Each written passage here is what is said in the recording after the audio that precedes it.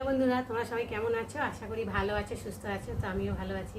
মৌসুমি official চ্যানেলে তোমাদের সবাইকে জানিয়ে স্বাগত জানিয়ে আজকে শুরু করছি। তো ছোট একটা ব্লগ, খুব একটা বেশি বড় করবো না, কেননা আজকে জানো বিপত্তারিণী পুজো।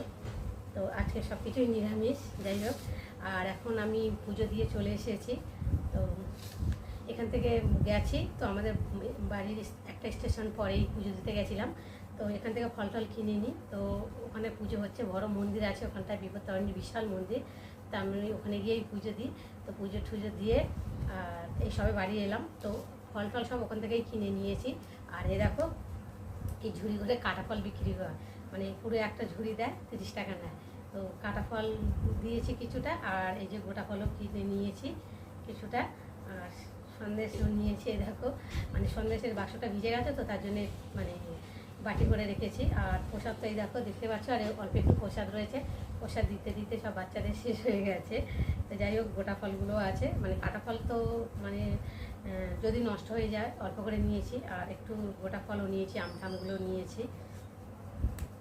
তো দেখো, এই যে কলা ঠলাগুলো নিয়েছি। কলাটা নিয়েছি কেন বলো? তার বিশেষ করে কলা দিয়ে সাবু দিয়ে খাও, কেননা বিপত্তারিণী বার করে এসে তো লুচি খেতে হয়, 13টা লুচি। তো ভাবছি দুপুরবেলা লুচি টুচি বানাবো না। এই যে সাবুটা যাওয়ার সময় ভিজিয়ে রেখে গেছিলাম, তো দেখতে পাচ্ছি বড় দানার সাবু, এই যে। তো সাবুটা এখন কলা টলা দিয়ে মেখে খাবো। আর রাত্রেবেলা তো লুচি আর একটু ঘুগনি বানাবো। তো এখন তো আর ইচ্ছা করছে না করতে, মানে এখন বাজে কটা, 2টো বেজে গেছে। আর ভাবলাম কী করবো। আর সকালবেলা তো আলু সিদ্ধ ভাত করে রেখেছি, মেয়ে আর তোমার দাদাভাই খাবে। আর আমি তো এই সাবুই খেয়ে নেবো, আর রাত্রে যা করার করবো।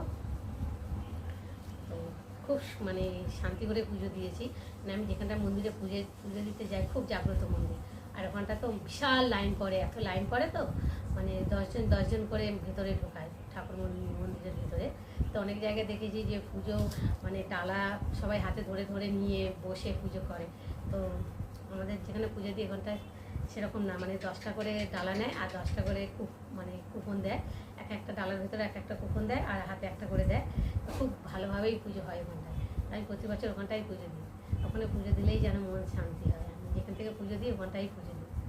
তো দেখো হয়েছে, আর এখন আমি সাবুটা মেখে খাবো, কেননা ভীষণ খিদে পেয়েছে। আর এসে কি করা বন্ধুরা, খাবার আগে তোমাদের একটা জিনিস দেখাই। তো এই দেখো, বিপত্তারিণীর ডোর বাঁধতে হয় হাতে। তো আমি পুজো দিয়ে ওখানেই ডোর বেঁধে দিয়েছিল ডান হাতে। তো আমি এসে একটু চান ঠান করেছি, তো করে আর ভিজে গেছে, খুলে রেখে দিয়েছি। খুলতে নেই, 3 দিন পরে খুলতে হয়, তেমন বলে দিয়েছে। তো কী করবো, আমার না কিছু করতে পারি না, অস্বস্তি ভাব হয়, তার জন্য খুলে রেখে দিয়েছিলাম। দিয়ে তারপর চান ঠান করেছি, সিঁদুর মানে মেখে থেকে গেছে কপালে এসে। আর এই গরমের মধ্যে একটু চান ঠান না করলে ফ্রেশ হয়ে তারপর তোমাদের সঙ্গে কথা বলতে এসেছি। তো দেখো, আর ডোর তো বানাইনি, মানে ওখানটা ডোর বানানোই বিক্রি হচ্ছিলো। তো আমি কিনে নিয়েছি, দেখতে পাচ্ছি অনেকগুলো কিনেছি, কেননা আমাদের লাগবে। আবার মায়ের কটা দেবো, আবার আমাদের আশেপাশে কথা চেয়েছে, তার জন্য একটু বেশি করেই নিয়ে এসেছি, দেখতে পাচ্ছ। দেখো বন্ধুরা, আমি সাবু কতটা ভিজিয়েছি আমি বুঝতেই পারিনি যে এতটা সাবু হবে ফুলে। তো প্রায় 1 বাটি হয়ে গেছে। মেয়েকে বলছি, মেয়ে বলে আমি সাবু খাবো না। তা কী করবো বলো, এত সাবু তো আর খাওয়া যায় না, কী করি এখন দেখি। আর এই দেখো ফলগুলো রয়েছে, একটু কাটবো, অল্প অল্প করে কাটবো।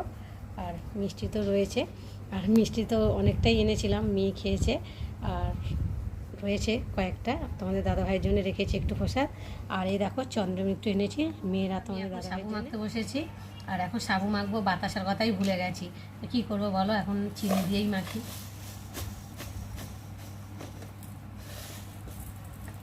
সাবু দিয়ে মাখলে টেস্ট লাগে, খেতে ভালো লাগে, নারকেলের সাবু টাবু দিয়ে। তো কলা আছে, এই যে কলা দিয়ে মাখবো।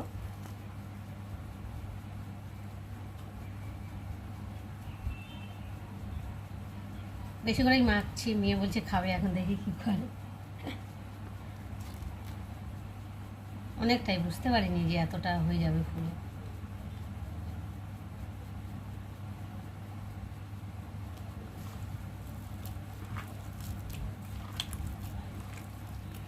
নারকেল বাড়িতে আছে, কিন্তু কাটবে কি, আর ধৈর্য ধরছে না নারকেল কাটার, ছাড়াবো এখন নারকেল। সাবুটা খাওয়া কিন্তু খুব উপকার, কেননা সাবু তো ভীষণ পেট ঠান্ডা করে।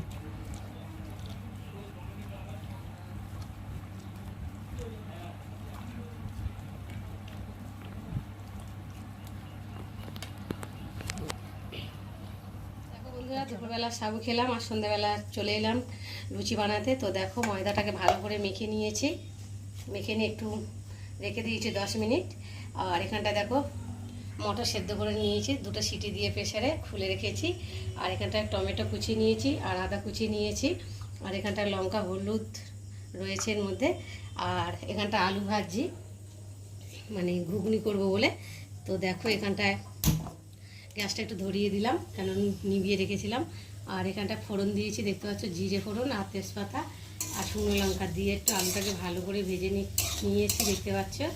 আর এখন এর মধ্যে হলুদ লঙ্কা নুনগুলো দেবো, নিরামিষ তো তার জন্য। আর এই যে আদা বাটা আর টমেটো কুচি,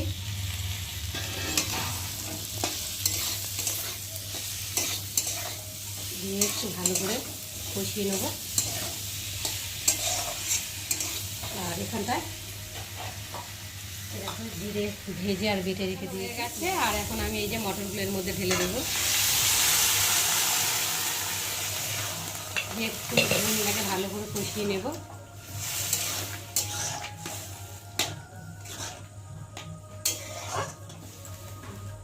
চলো কষানো হয়ে গেছে। আর এখন আমি এর মধ্যে জল দেব, ঠিক আছে। আর নামাবার আগে এই যে ভাজা জিরেটা দিয়ে দিলাম। আর স্বাদ মতো একটু চিনি দেব, দিয়ে ভালো করে একটু ফুটিয়ে রেডি হয়ে গেছে। আর এখন আমি নামিয়ে নেব। তো চলো, একটু পাতলা পাতলা করে রাখলাম, কেন না আবার বসে যাবে, এই জন্যে।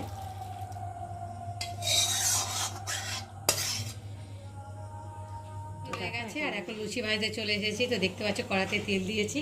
আর এখানটায় লুচি বেলেন মানে লেচি করে নিয়েছি, দেখতে পাচ্ছ ছোট ছোট করে। তো জানো আজকে বিপত্তারিণী পুজো করেছি, তার জন্য 13টা লুচি খেতে হয়। তো আমি ছোট ছোট করে বানিয়েছি, দেখো। আর এখন কড়াতে তেল দিয়েছি। আর এখন আমি একে একে করে ভেজে নেব। খুব পাতলা পাতলা করেই বানিয়েছি, কারণ 13টা তো খেতে হবে, বেশি বড় বড় করলে তো খাওয়া যাবে না, তাই না বলো?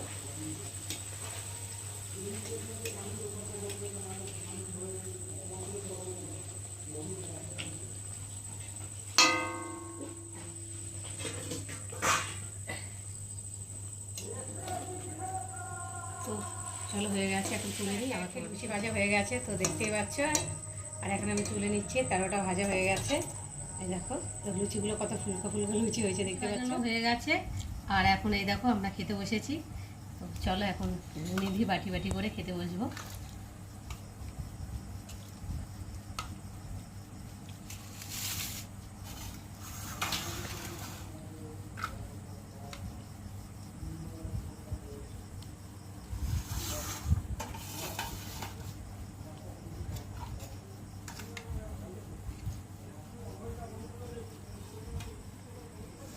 তো চলো এখন খেয়ে নিই, আবার তোমার